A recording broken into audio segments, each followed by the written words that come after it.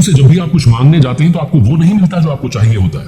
प्रभु आपको वो देते हैं जो आपके लिए सही होता है। जितनी मेरी समझ है श्रीमद् भगवद गीता की यथार्थ व्याख्या, यथार्थ गीता को पढ़ने के बाद में उसमें से सार समझाने का प्रयास आपको कर रहा हूं, ताकि आपके मन में जिज्ञासा पैदा हो अपने शास्त्र को पढ़ने की।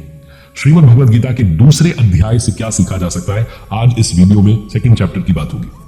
इसका नाम सांख्य योग बताया गया, लेकिन स्वामी जी जो हमारे परमहंस स्वामी श्री अड़गड़ानंद जी महाराज हैं, जिन्होंने की यथार्थ गीता लिखी है, वो कहते हैं कि ये सांख्य योग नामक अध्याय नहीं, ये कर्म जिज्ञासा नामक अध्याय है। क्योंकि इस चैप्टर में आपके मन में भी एक जिज्ञासा पैदा होगी कि कर्म आखिर है क्या, जिसके लिए भगवान श्री कृष्ण कहते हैं कर्मण्येवाधिकारस्ते मा फलेषु कदाचन, सिर्फ कर्म करो, फल की चिंता मत करो। वो कर्म कौन सा है? क्या ये वो कर्म है जो आप और हम डेली लाइफ में करते हैं, अपनी नौकरी बचाने के लिए, अपना व्यवसाय करने के लिए, अपने धंधे को और बड़ा करने के लिए, अपने बिजनेस को और आगे ले जाने के लिए? नहीं, ये कौन सा कर्म है, इसके बारे में भी इस चैप्टर में बात होती है।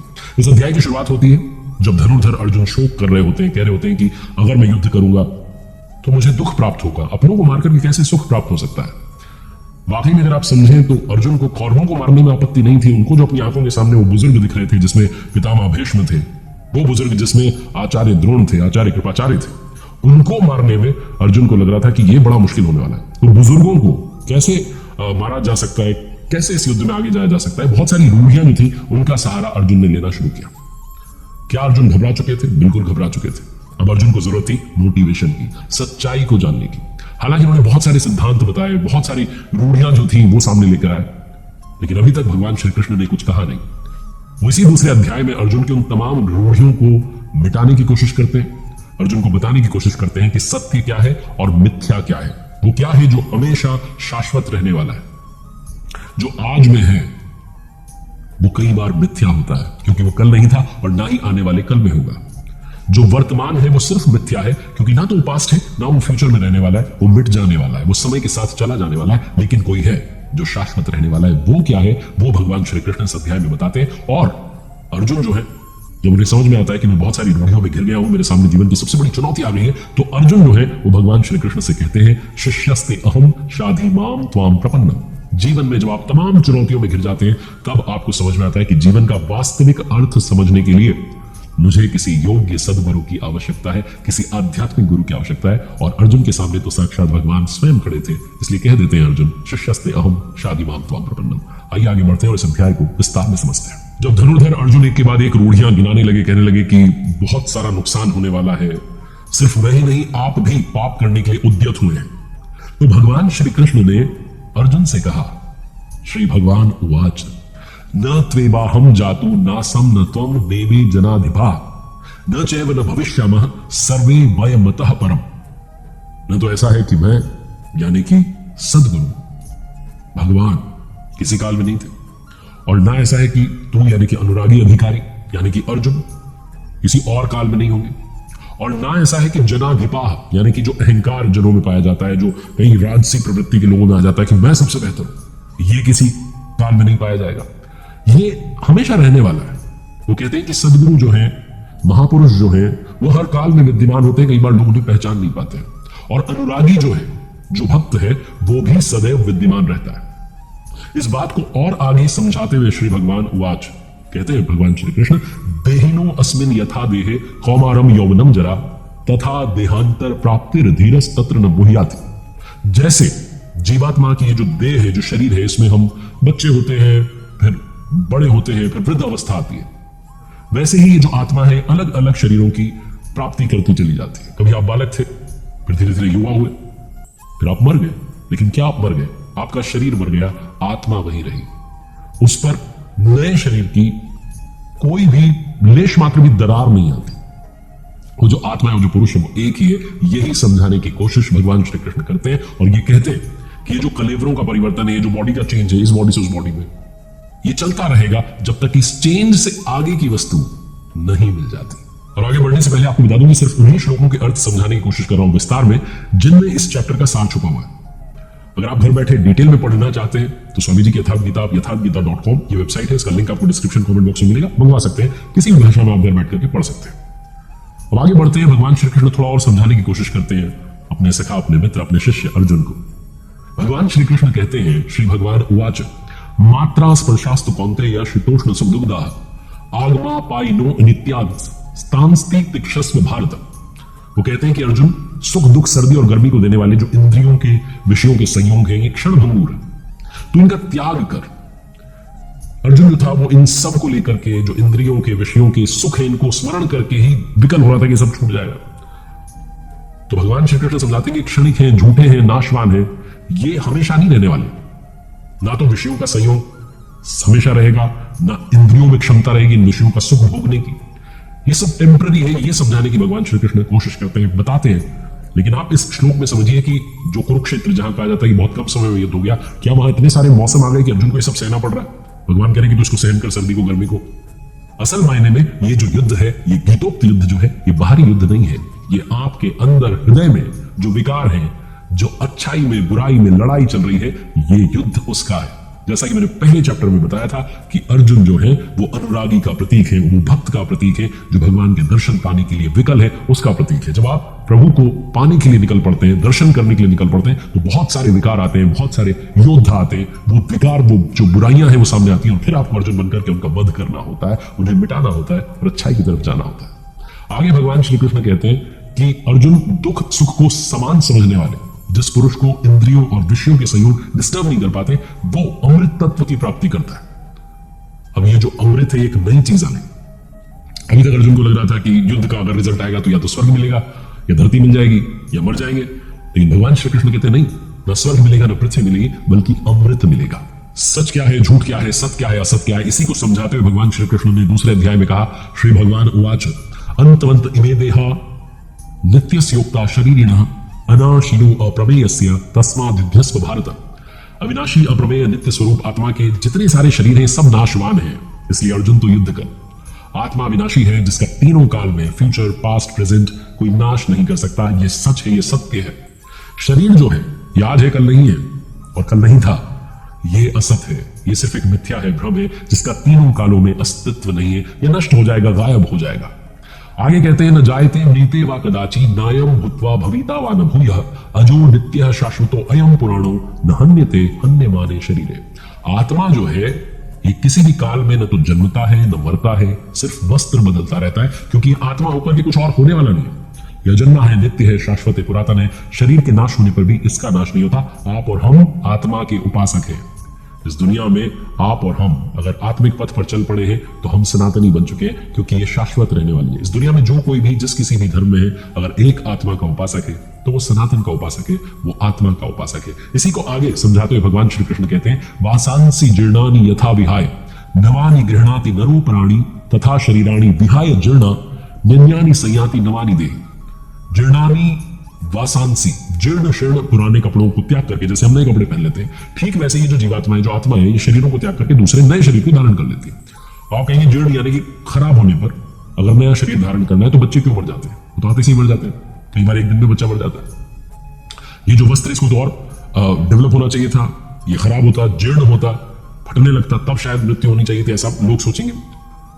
स्वामी जी यथार्थ गीता में कहते हैं कि जब संस्कार जीर्ण होने लगते हैं ना, तो शरीर छूट जाता है। शरीर हमारा संस्कारों पर आधारित है। अगर आपके संस्कार अगले पल के नहीं है, तो आपको कोई रोक नहीं सकता, आप चले जाएंगे। एक श्वास ज्यादा नहीं जी सकता।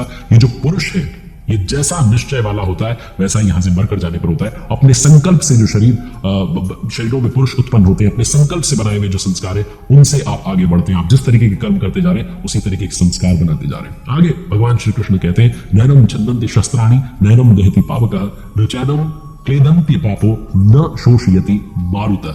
इसके बारे में भगवान श्री कृष्ण कहते हैं कि इस आत्मा को शस्त्र भी नहीं काट सकते, अग्नि इसको जला नहीं सकती, जल इसे गीला नहीं कर सकता, वायु इसे सुखा नहीं सकती। ये अछेद्य है, इसको छेदा नहीं जा सकता। ये अदहाई है, इसको जलाया नहीं जा सकता। ये अक्लेद्य है, इसको गीला नहीं किया जा सकता। आकाश इसे अपने में समाहित नहीं कर सकता। ये सर्वव्यापक है, अचल है, स्थिर रहने वाली है और सनातन है। अर्जुन ने कहा था कुल धर्म सनातन है। भगवान श्री कृष्ण दूसरे अध्याय में समझाते हैं कि आत्मा सनातन है। अगर तुम आत्मा के उपासक बनते हो, तो तुम सनातन के उपासक बनोगे, सही रास्ते पर चल निकलोगे। अब अगर आप मान लीजिए किसी से कहते हैं कि काम करना है, तो आप उसे उसके फल के बारे में बताते हैं कि भाई ये काम करोगे तो ये तो मिल जाएगा। तो थोड़ा सा मोटिवेशन जो है चाहिए होता है, रिवॉर्ड्स बताने होते हैं। तो भगवान श्री कृष्ण भी अपने शिष्य अर्जुन को मोटिवेट करते हैं, कहते हैं कि हतो वा प्राप्स्यसि स्वर्गम जित्वा वा भोक्ष्यसे महीम तस्मादुत्तिष्ठ कौन्तेय युद्धाय कृतनिश्चय। इस युद्ध में युद्ध करते करते मर जाते हो तो स्वर्ग प्राप्त करोगे, और अगर जीत जाते हो युद्ध करते करते तो महामहिम की स्थिति प्राप्त करोगे। इसको थोड़ा डिफाइन करता हूं। लोगों को ऐसा लगता है कि आकाश में स्वर्ग है।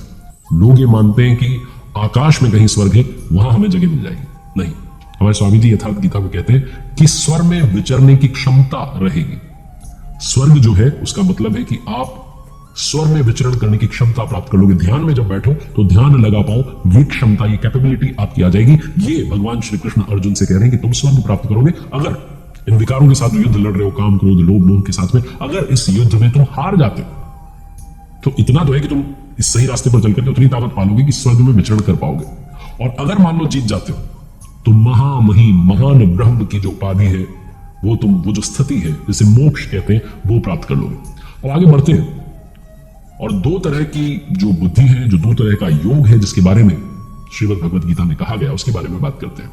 श्री भगवान उवाच एषा ते अभिहिता सांख्ये बुद्धिर योगे त्विमाम शृणु बुद्धिया युक्तो यया पार्थ कर्म बंधम प्रहास्यसि।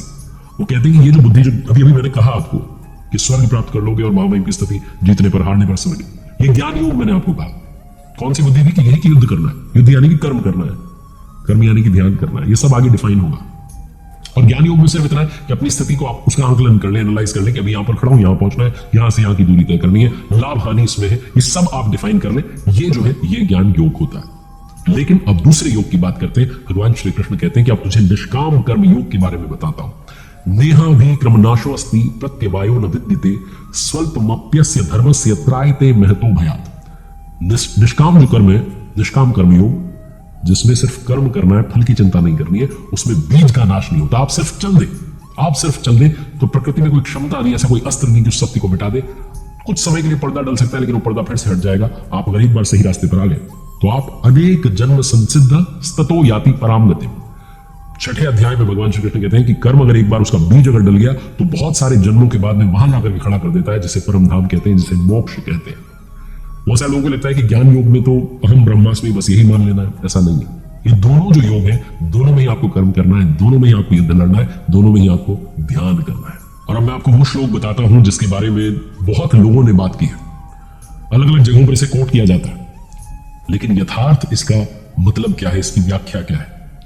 श्री भगवान उवाच कर्मण्येवाधिकारस्ते मां फलेषु कदाचन मां कर्म फल हेतुर्भुर्मा ते संगो अस्त्व कर्मणि। हे अर्जुन, तेरा कर्म करने में अधिकार है, फल में नहीं। ये कई बार आपने सुना होगा कि सिर्फ कर्म पर ध्यान दीजिए, फल पर नहीं। लेकिन ये जो श्लोक है, ये जो बात है, ये कही गई है निष्काम कर्म योग के बारे में। निष्काम कर्म योग के बारे में कहा गया कि सिर्फ कर्म करने पर ध्यान दो, फल की चिंता मत करो, उस पर मुझे छोड़ दो। मेरे बारे में सोचना शुरू करोगे, उसके बाद भूल जाओ, फल तुम्हें मिलेगा। ये बताने की कोशिश की गई है, ना कि हर कर्म के बारे में यह बात हो रही है। बहुत सारे लोग इस कोट को बहुत जगहों पर लगाते हैं, बोलते हैं कि कर्म करो, फल की चिंता मत करो। सांसारिक मोह माया के जो काम आप कर रहे हैं, जो बिजनेस आप चला रहे हैं, आप नौकरी कर रहे हैं, वहां आपको फल की चिंता करनी होगी। फल की चिंता नहीं करेंगे तो शायद आप अच्छा काम नहीं कर पाएंगे, अपने आप को, अपने स्किल्स को सुधार नहीं पाएंगे। लेकिन यहां भगवान श्री कृष्ण अपने शिष्य अर्जुन से कहते हैं, सखा से कहते हैं कि हे अर्जुन, कर्म करने में अधिकार रखो, फल की चिंता मत करो। और साथ में भी कहते हैं कि अकर्म में, यानी कि कर्म नहीं करना है, इसमें आसक्ति पैदा मत करो कि मैं तो कर्म ही नहीं करूंगा, सब कुछ आपको छोड़ दूंगा। ऐसा नहीं, तुम्हें सिर्फ कर्म करना है, तुम्हें सिर्फ ध्यान करना है, फल की चिंता नहीं करनी है कि मुझे महामहिम की स्थिति मिलेगी, स्वर्ग मिलेगा, वो सब मुझ पर छोड़ दो। ये भगवान श्री कृष्ण कहते हैं कि जब आपने ध्यान करना शुरू किया निष्काम कर्म योग के जरिए, इस माध्यम से, तो फिर आप फल की चिंता मत करो। ये इस श्लोक का यथार्थ सार है। अब आगे बढ़ते हैं और आपको समझाने की कोशिश करता हूं कि किस काल में, किस समय पर वो वैराग्य जो है वो प्राप्त होता है, वो स्थिर बुद्धि आती है। तो इसके बारे में भगवान श्री कृष्ण कहते हैं, श्री भगवान उवाच यदा ते मोह कलिलम बुद्धिर व्यतीता तिष्ठति तदा गन्तासि निर्वेदम श्रोतव्यस्य श्रुतस्य च। जिस समय में जो भी साधक है, जो भी उस रास्ते पर चला है, उसकी बुद्धि जो मोह वाला दलदल है उसे पार कर लेती है। बिल्कुल भी मोह नहीं रह जाता, न परिवार में, न प्रतिष्ठा में, न धन में, सबसे लगाव टूट जाता है। उस समय जो सुनने योग्य बातें हैं, जो चलने योग्य रास्ता है, उसके बारे में समझ डेवलप होती है, वैराग्य को प्राप्त होने लगता है, उसे आचरण में ढालने की बात आने लगती है। इसीलिए भगवान श्री कृष्ण कहते हैं कि जब मनुष्य मन में जितनी भी कामनाएं हैं उन्हें त्याग देता है, तब जाकर के वो आत्मा का दिग्दर्शन कर पाता है, आत्माराम बन पाता है। लेकिन साथ में उसे चेतावनी भी देते हैं अपने शिष्य को। धनुर्धर अर्जुन से कहते हैं कि जिस तरीके से जल में नाव को जो हवा होती है वो हरण करके ले जाती है, उस मंजिल से दूर कर देती है, तेज हवा आती है और नाव दूर हो जाती है टारगेट से, ठीक वैसे ही ये जो विषयों में विचरण करती हुई इंद्रियां हैं, जिस इंद्रिय के साथ में मन रहता है, वो एक ही जो इंद्रिय है उस पुरुष की बुद्धि को हर लेती है। इसलिए लगातार योग का आचरण करना, लगातार ध्यान में लगे रहना बहुत ज्यादा अनिवार्य है अगर आप साधक बन चुके हैं, उस रास्ते पर चलना चाहते हैं। और आखिरी में भगवान श्री कृष्ण कहते हैं कि किस तरीके के मनुष्य मुझे प्रिय हैं। वो बताते हैं कि विहाय कामान्य सर्वान पुमांश चरति निष्पृह निर्ममो निरहंकार स शांति मधिगच्छति। जो पुरुष संपूर्ण कामनाओं को त्याग करके, इच्छाओं को त्याग करके, निर्मम मैं और मेरे के ये जो भाव है इसको छोड़ करके, अहंकार को छोड़ करके अपने जीवन में योग साधना को बरतता है, वो उस परम शांति को प्राप्त होता है जिसके बाद में कुछ भी पाना शेष नहीं रह जाता है। तो जो दूसरा अध्याय है जिसे सांख्य योग नाम दिया गया, यथार्थ गीता में आप पढ़ेंगे और समझेंगे कि इसका नाम कर्म जिज्ञासा क्यों होना चाहिए। क्योंकि इस अध्याय के अंत में आते आते आपके और हमारे मन में वो इच्छा, वो जिज्ञासा पैदा हुई है कि आखिर ये कर्म क्या है जिस पर चल करके, जिस रास्ते पर चल करके प्रभु के दर्शन प्राप्त किए जा सकते हैं, आत्मा को परमात्मा बनाया जा सकता है।